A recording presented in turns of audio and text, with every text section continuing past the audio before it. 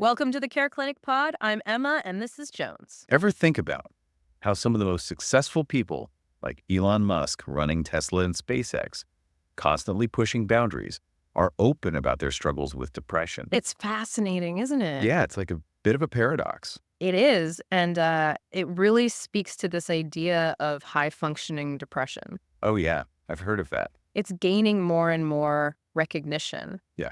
It's not a formal diagnosis or anything, but it kind of captures what a lot of people experience. Right. You know, Yeah. they're maintaining this successful exterior, Right. but like inside, they're dealing with depression. Yeah, it's like they're leading two different lives. Yeah. Everything looks perfect on the outside, but inside it's a constant struggle. Yeah. And, I'm sure a lot of people listening can relate to that. Oh, yeah. That pressure to succeed. Yeah, Always have it together, even when you're hurting inside. absolutely. And these experiences often align with what we call persistent depressive disorder, Okay. PDD, Yeah. in the clinical world. It's a chronic form of depression. So it's not like a, Think of it like a low-grade fever that just lingers for years. wow, okay. It might not be as intense as like a major depressive episode, Right. but it's this persistent Oh, sadness, low energy, lack of motivation Yeah. can really wear you down over time. yeah, for sure.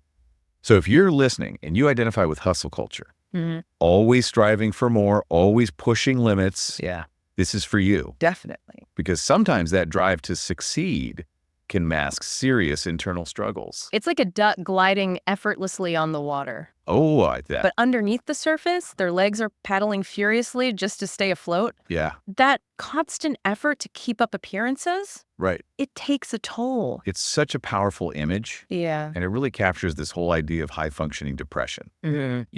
One of the things that I always wonder about with this is how people manage to function at such a high level while dealing with depression. Right.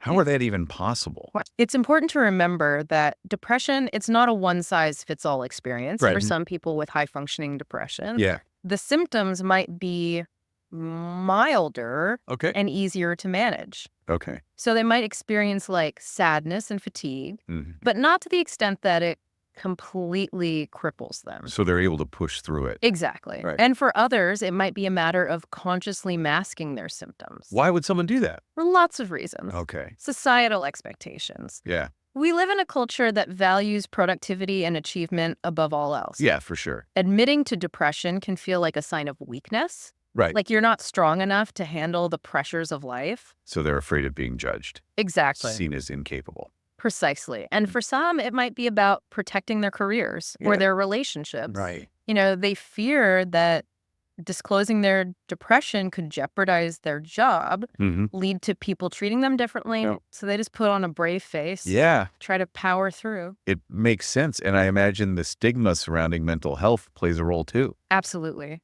There's still a lot of shame and misunderstanding surrounding depression. Yeah. People worry about being labeled or discriminated against, Mhm. even if it's not spoken. Right. So they keep it to themselves, suffer in silence. This is really hitting home for me, and I'm sure for a lot of our listeners too. Yeah. But I can't help but wonder if someone is managing to function, Mm-hmm.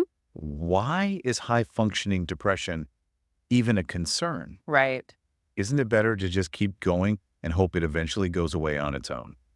That's a dangerous misconception. Okay. The problem with untreated high-functioning depression is that it rarely goes away on its own. Oh, wow. And in fact, it often gets worse over time. Really? What starts as like manageable sadness can gradually escalate All right. to more severe depression, Okay. leading to burnout, anxiety, even physical health problems. Wow. So it's like a ticking time bomb. In a way, yes. And it's not just about the potential for things to get worse. Right. Living with untreated depression, even if you're outwardly functioning, Yeah. takes a huge toll on your quality of life. Right. Imagine carrying around a heavy weight everywhere you go. Yeah. It's exhausting, and it prevents you from truly experiencing joy, Wow. connections, right. fulfillment. It's like you're always operating at a deficit, Exactly. never quite reaching your full potential. Exactly. And there's another layer to this, Okay. substance abuse. Right.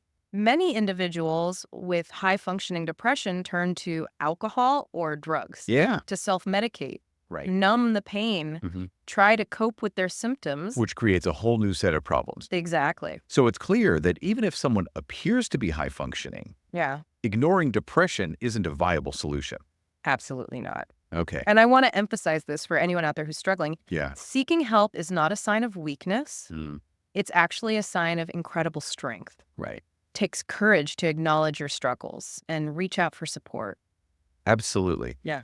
If you're finding yourself relating to this conversation, Yeah. I encourage you to download the CareClinic app. Good idea. It can be a really helpful tool for tracking your mood, energy levels, sleep patterns, all those factors that can give you insights into your mental well-being. It's all about taking that first step toward a brighter, healthier you. Yeah. And remember, you don't have to do this alone. Right. There's help available and there's hope for a brighter future. I love that. Yeah. It's really about equipping yourself with the tools and strategies you need Yeah. to manage your symptoms, Yeah. create a more fulfilling life. Mm-hmm. Even with the challenges of depression. It's not about becoming a different person. Exactly. Yeah. It's about learning to navigate life with more awareness Right. and resilience. That's such a good point. And one of the most effective ways to do that is through therapy. What kind of therapy would you recommend for high-functioning depression? Cognitive behavioral therapy, Okay. or CBT, Yeah. is often the first line of treatment. I've heard of that. It's all about identifying and challenging those negative thought patterns that contribute to depression. So it's like retraining your brain to think differently. Yeah, in essence, yes. Interesting. CBT helps you recognize those automatic negative thoughts like, I'm not good enough, Right. or nothing ever goes my way, Yeah. and replace them with more balanced and realistic thoughts. So instead of getting stuck in that negative spiral, you learn to interrupt it and shift your perspective. Exactly. Okay. And along with challenging negative thoughts, Yeah. CBT also focuses on changing those unhelpful behaviors. What kind of behaviors are we talking about here? Well, for someone with high-functioning depression, Okay. it might be pushing themselves too hard, Uh. taking on too much responsibility, or neglecting self-care, in the pursuit of achievement.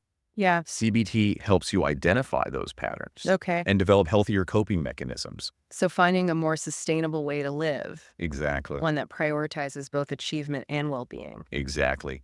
And another therapy that can be helpful is behavioral activation therapy. Okay. This approach focuses on increasing engagement in activities that bring you joy and a sense of accomplishment. Oh, so instead of withdrawing and isolating, which is a common symptom of depression, Yeah.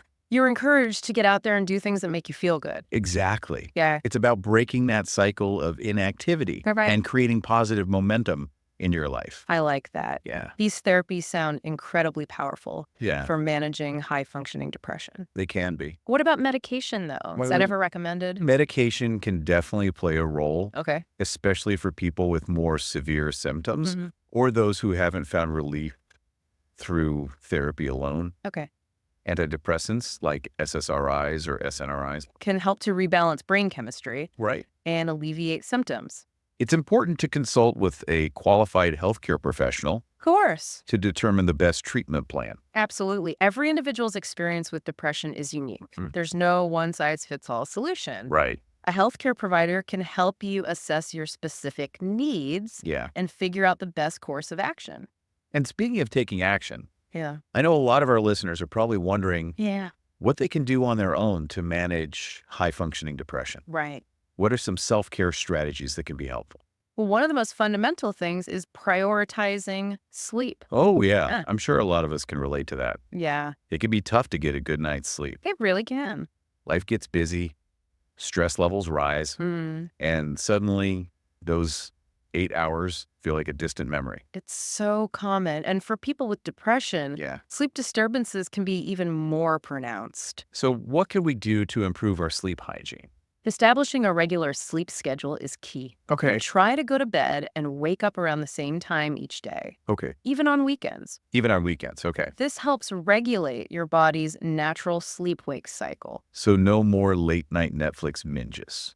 Maybe in moderation, Okay. but yeah, creating a relaxing bedtime routine can be really helpful. Okay. Like what?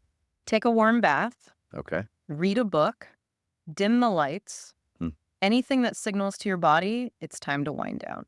That makes sense. And I know exercise is often recommended as a mood booster. Hmm. Does that apply to high-functioning depression as well? Absolutely. Physical activity, Okay. even in small doses, can have a profound impact Wow. on mood and energy levels. Okay. It releases endorphins, Right. those feel-good chemicals in the brain, Yeah. and helps to reduce stress and anxiety. So no need to sign up for a marathon. Right. Just a brisk walk around the block or a yoga session can make a difference. Exactly. It's about finding activities that you enjoy, incorporating them into your routine Yeah. in a way that feels sustainable.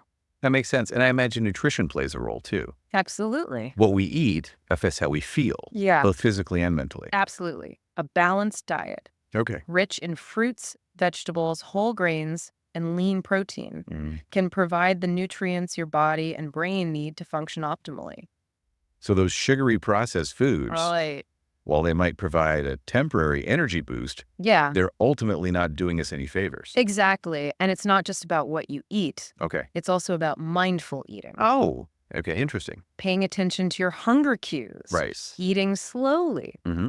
Savoring your food can help you develop a healthier relationship with food Okay. and avoid emotional eating. Those are all great tips. But even with the best self-care practices, Yeah. sometimes we need support from others. Absolutely. How can those struggling with high-functioning depression reach out to loved ones for help? That's a great question. And it can be tricky Yeah. because one of the hallmarks of high functioning depression is this tendency to put on a brave face and Right. kind of downplay your struggles. Right. But reaching out is crucial, Yeah. even if it feels difficult. Mm-hmm. Letting someone know what you're going through can be incredibly liberating. So how do you suggest approaching that conversation?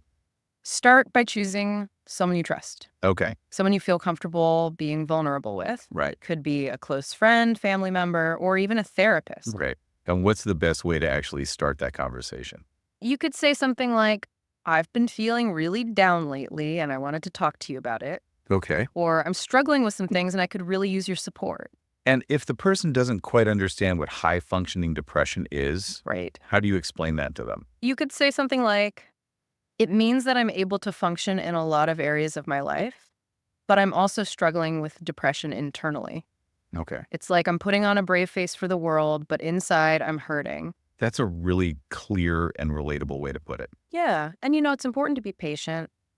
Not everyone will understand what you're going through. Right. And that's okay. Right. Just keep communicating, keep sharing, Yeah. keep reaching out for support.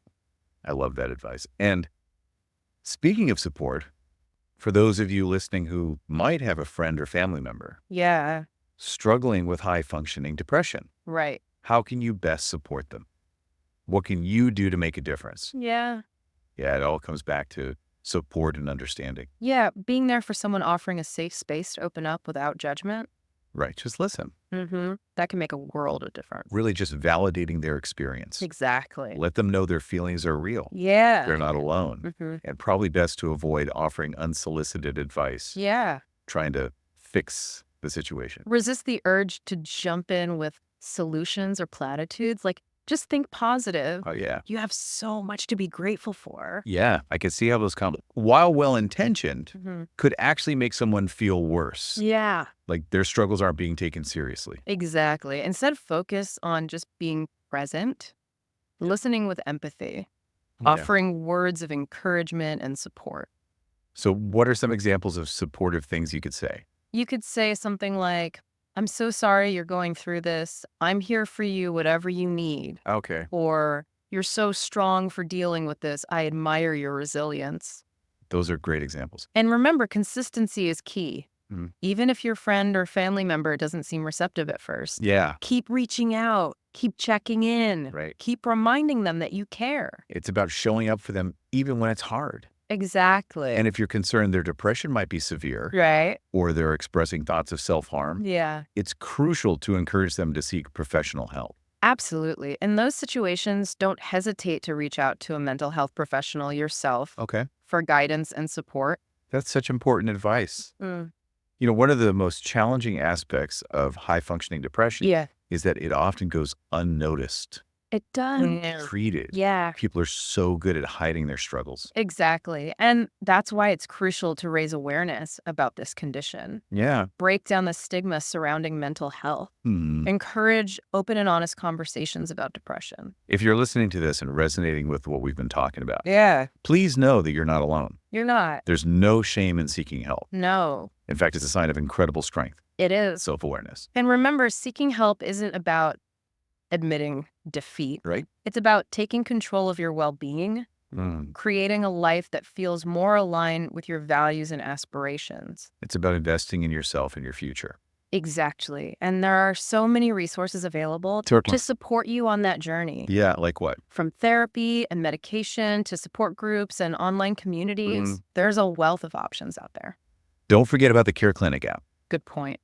It can be a fantastic tool for tracking your mood, It can. identifying triggers, Mhm. developing personalized coping strategies. It's like having a pocket-sized mental health I companion love that. to guide you along the way.